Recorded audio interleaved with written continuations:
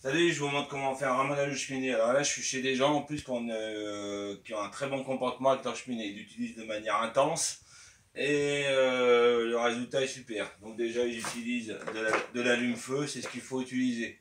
Parce que quand on utilise du papier et du carton, le papier et le carton, il s'envole, puis ça le colle sur les parois, puis ça peut créer, ça monte, et puis ça peut créer un feu de cheminée. Ensuite, ils utilisent du bois bien sec. Des bonnes bûches là comme ça là.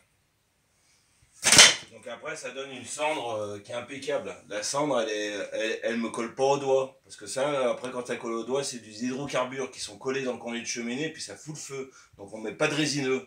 Voilà. Pas de résineux, pas de palette, pas de bonne merde. Voilà.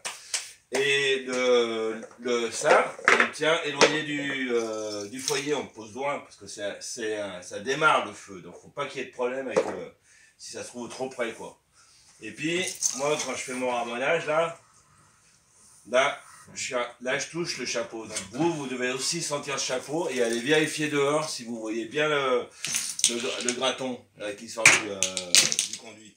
Et puis, comme ça, vous êtes sûr que le ramonage, il est bien fait, c'est-à-dire jusqu'au bout qu'on voit qu'il sort. Donc, si vous voyez le truc qui sort et que vous touchez le chapeau, c'est-à-dire que le ramonage, il est bien fait, que le conduit, il est aéré, il n'est pas obstrué. Et après, vous le faites au feeling. Si vous sentez que ça force, c'est qu'il y a un problème. Alors là, c'est pas le cas. Les gens utilisent avec beaucoup de bois pratiquement toute l'année, ça se voit tout de suite. Leur petite cheminée, mais ils l'utilisent de manière intense, mais très bien. Donc ça, c'est un bon exemple d'une belle petite cheminée des années 80, 90 ou 2000, je sais pas, et qui est utilisée de manière optimum. Voilà, comme ça, les gens ont bien chaud, ils s'occupent bien de leur cheminée, et après, ça va coûter pas cher, parce que le bois, maintenant, ça coûte beaucoup moins cher que le gaz et le fioul qui va sévèrement augmenter. Voilà, merci, au revoir.